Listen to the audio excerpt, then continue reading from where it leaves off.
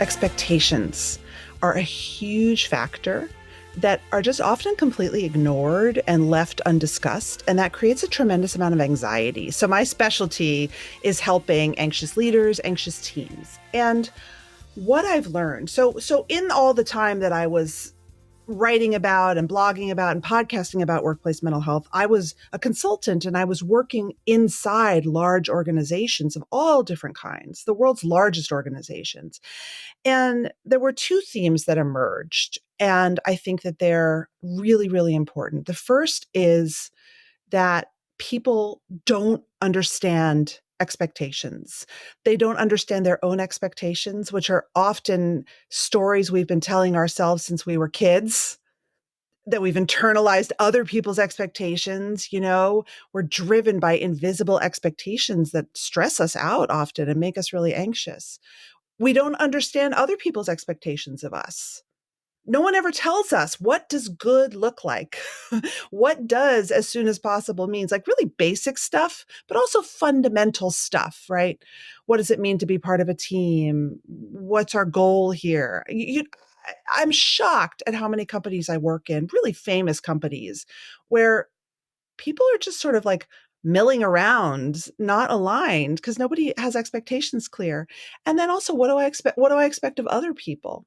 And are they on target? And are they just constantly leading me to disappointment or micromanagement or controlling behavior or confusion?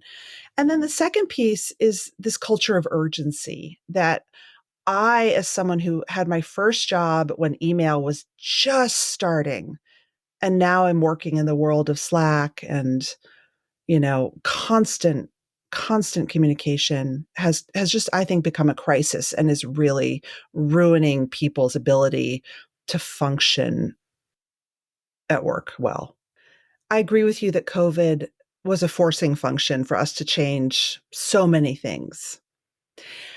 And the truth is, and I only have US data, most people are very engaged at work. Actually, people are more engaged at work now than they ever have been before.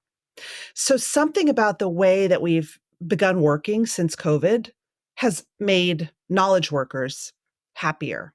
And I think it's pretty clear that that's flexibility, you know? And so that's the good news. The other thing is that I saw a recent survey. I think it was from Gallup or SHRM. I can't remember. Society for Human Resource Management. I think it was from Gallup. 60% of Americans are happy at work. They like their community. They feel that they have purpose. Again, that's really positive. And so I don't want to discount the positive, because I think also what we learned during the pandemic is that we rely on each other at work. Our communities and our relationships at work are hella important. And so I think that's really important to think about. But at the same time, levels of burnout globally are increasing. Mental health globally is decreasing. We see a huge crisis among younger people, young adults especially, reporting extremely high rates of depression and anxiety and hopelessness. And so that's also happening. And so I think this is a situation where two things can be true, where we've been doing a lot of things better, and yet we're also doing a lot of things really wrong, both systemically and individually in how we manage people. People are very clever. And, there's been a survey in the US of working Americans for over 40 years. And year on year, what it shows, it's called the National Employment Survey, is that autonomy and agency are more important to most workers than a pay raise. To your point, agency. Yeah.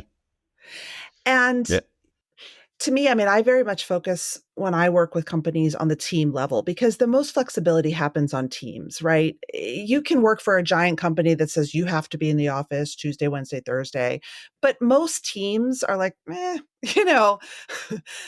I think that's great, right? Because you have the most opportunity for flexibility, for psychological safety, for all the good things at the team level, even if you're in a system that isn't great, which frankly most companies are not.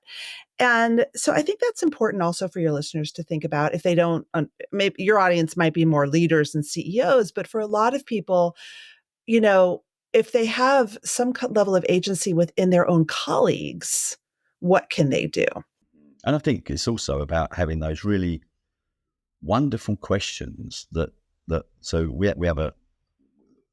we've tried to build a fantastic culture, but a fantastic culture is a number of authentic actions, right, that people believe from the top down.